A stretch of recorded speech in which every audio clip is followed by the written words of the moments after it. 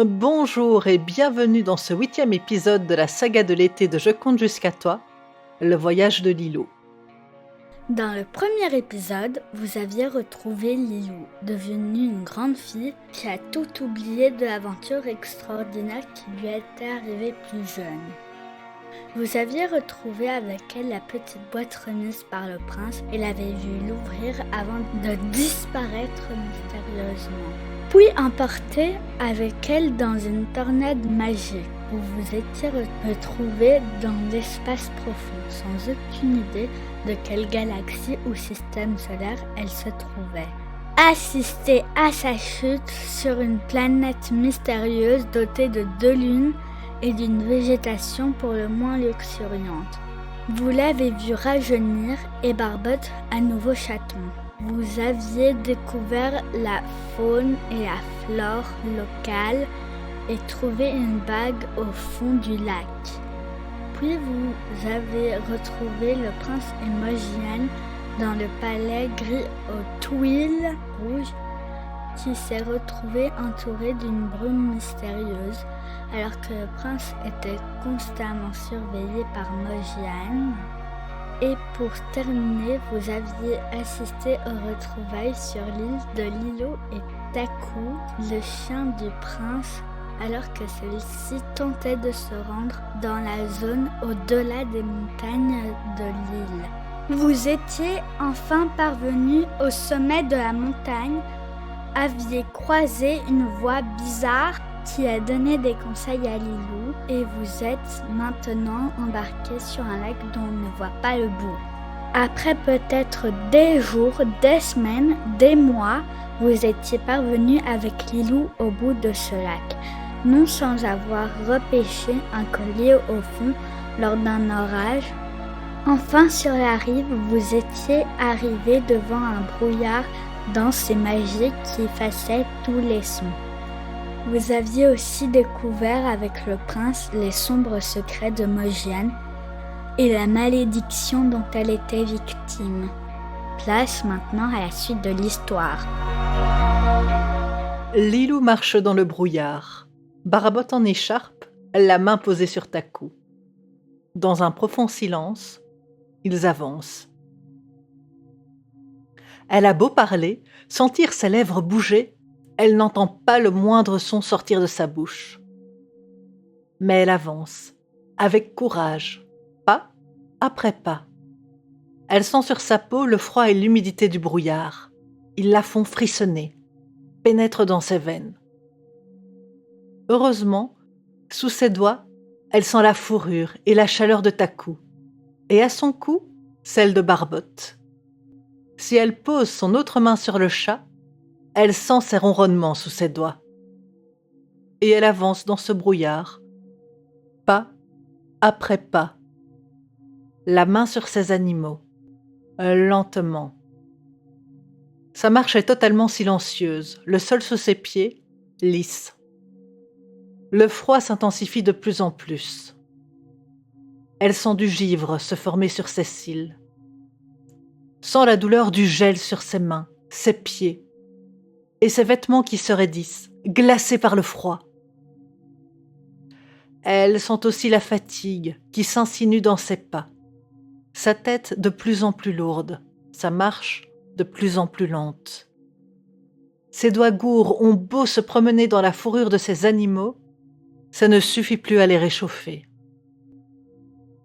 Malgré sa cape, ses chaussures et les aiguilles plumes qu'elle a fourrées un peu partout, elle a vraiment froid. Très froid. Un éternuement silencieux s'échappe de ses lèvres engourdies. Elle sent sur son nez gelé sa respiration, qui se givre autour de ses narines.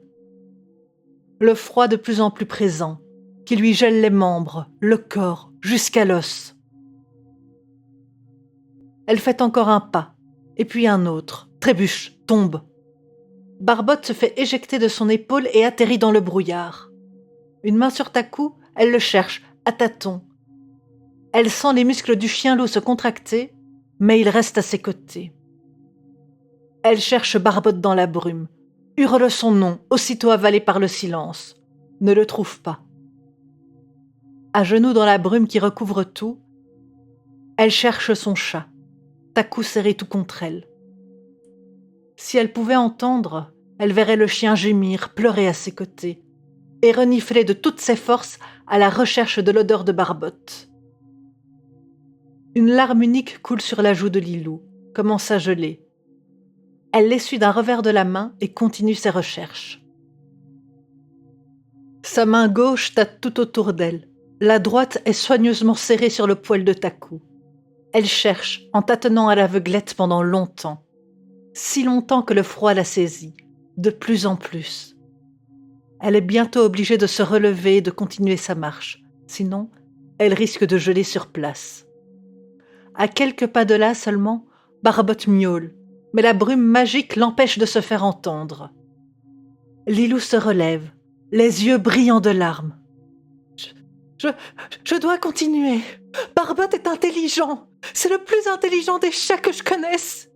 Il va suivre son instinct et sortir de la brume. Peut-être même qu'il me sent. Ou qu'il est déjà dehors. Je suis sûre que quand je sortirai d'ici, il m'attendra, hors du brouillard. Elle ravale un sanglot, frotte son nez glacé et, un pas après l'autre, se remet en route. Le froid, la fatigue, la marche. Lilou avance mais n'en peut plus. Ses pas se font de plus en plus lents. Elle trébuche plus souvent. Ses pauses se rallongent. Elle ferme les yeux. Le noir derrière ses paupières remplace le blanc du brouillard. Mais toujours, courageuse, elle se remet en route. Lentement, un pas après l'autre, entrecoupé de pauses de plus en plus longues. Et le temps passe, lent, infini. Finalement, ses genoux cèdent sous son poids, elle s'écroule par terre, se roule en boule et pleure, ses cris avalés par le silence. Taku se couche tout contre elle en gémissant. Les larmes roulent sur ses joues, sa respiration se fait de plus en plus lente. Lilou est sur le point de sombrer dans le sommeil. Le dernier. « Ne t'endors pas, Lilou, tu m'entends ? Je t'interdis de dormir !»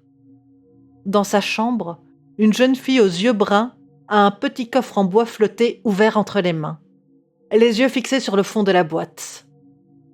À la place de la plaque en bois, défilent des images de Lilou, perdue seule au milieu des brumes. La jeune fille tremble et met toute sa force et sa volonté dans sa voix. Elle a peur, très peur pour sa grande sœur. Dans le brouillard, Lilou relève la tête, ouvre les yeux, regarde autour d'elle. Toujours le blanc de la brume, oppressant, le froid et ses larmes. Elle soupire profondément, repose la tête sur Taku et ferme les yeux. Ses larmes gèlent sur ses paupières, sa respiration se fait de plus en plus lente. La brume autour d'elle devient de plus en plus dense, profonde. Elle l'entoure de plus en plus, un peu comme un linceul. « Lilou, Lilou, réveille-toi, souviens-toi! Tu ne peux pas laisser tomber maintenant. J'ai confiance en toi, tu peux le faire !» Lilou sursaute, s'assied. Cette fois, c'est sûr, elle a vraiment entendu une voix. Arwen a les mains crispées sur le coffre, la gorge serrée.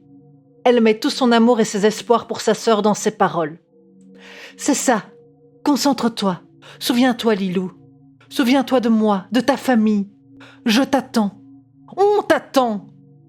Lilou essaye d'ouvrir les yeux. Ses larmes transformées en glace l'en empêchent. Délicatement, du bout des doigts, elle les retire. Et elle serre fort les 2 glaçons au creux de sa main. Elle prend une grande respiration et crie « Arwen !» Le brouillard est toujours présent, mais le silence autour d'elle se déchire. Elle entend les rires d'une petite fille. Elle l'entend courir. Et les souvenirs se déversent dans son esprit. Elle se revoit enfant, cherchant une balle disparue dans sa cave, la porte magique, la longue marche dans les grottes, le lac. Sa rencontre avec Barbotte, le poisson-chat. Elle ressent à nouveau la découverte du château au fond du lac, de ses jardins, les longs moments qu'elle a passés seule avec Barbotte dans la grande demeure, sa peur quand elle a entreaperçu pour la toute première fois le prince, la joie quand elle a fait sa connaissance.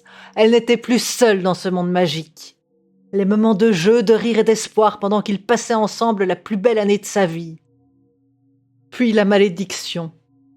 Elle revoit les derniers moments qu'elle a passés avec le prince. Son ruban rouge envolé, le coffre qu'il lui a donné juste avant d'être emporté par la tempête. Enfin, elle se souvient de sa promesse. Elle se souvient de son ami, du fait qu'elle veut le sauver plus que tout. Debout dans la brume, la tête haute, remplie d'espoir et de courage, elle fait un premier pas. Dans le creux de sa main, 2 petits glaçons chauffent de plus en plus. Elle l'ouvre. Une lumière dorée en sort, perce la brume. Dans sa paume roulent 2 boucles d'oreilles. Les souvenirs continuent de défiler. Son retour chez elle dans le monde réel après la disparition du prince, Barbotte devenu un simple chaton. Puis, son amnésie. Le temps qui passe, la vie normale. Ses rêves la nuit qu'elle pensait sortis de son imagination. La naissance de sa sœur, Arwen. Reviennent enfin les derniers mots du prince. Rien n'est encore perdu. Une larme roule sur sa joue. Elle l'essuie d'une main, glisse l'autre avec les boucles d'oreilles dans sa poche. Sa main bute contre quelque chose, au fond de la poche. Elle en sort un tissu, qu'elle approche de ses yeux pour mieux le voir. Un ruban vert. La jeune fille le serre très fort dans sa main, refait un pas. « Mon prince, mon ami, je viens te chercher !» Lilou se met en route. Dans sa chambre, Arwen l'encourage. « C'est ça, vas-y Lilou, avance, va sauver ton ami !» Autour d'elle, le brouillard devient moins dense. À chaque pas, il s'effiloche un peu plus. Lilou sent sous ses pieds la douceur de l'herbe. Elle sent dans ses cheveux le souffle du vent. Et elle avance, pas après pas.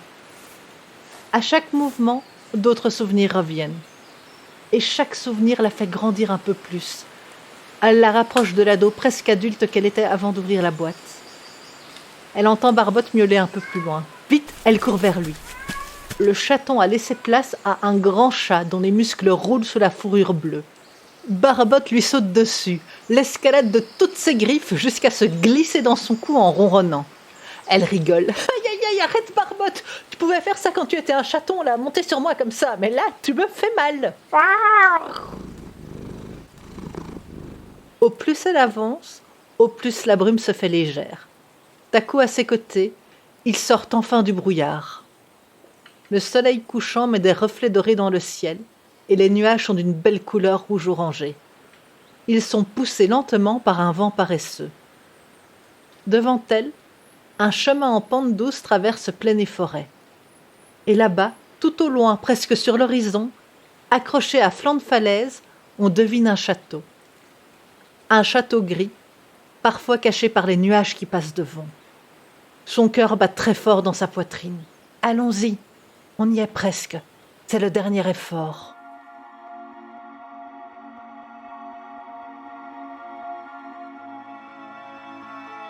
Si vous avez aimé cette histoire, n'hésitez pas à la partager, à commenter ou à en parler autour de vous. Vous pouvez me retrouver sur Twitter @loliconte, sur toutes les applications de podcast en cherchant simplement « Je compte jusqu'à toi » ou sur mon site lendewell.com/histoire. Merci beaucoup et à bientôt.